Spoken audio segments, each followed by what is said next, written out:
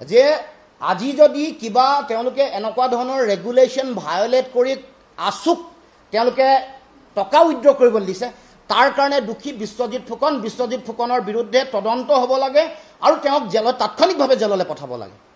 আৰু এই গোটেই প্ৰক্ৰিয়াটোত প্ৰত্যাহ্বান জনাইছোঁ, দম আছে যদি তেওঁলোকে চৰকাৰে বিশ্বজিৎ ফুকনে তেওঁলোকে তদন্ত কৰক।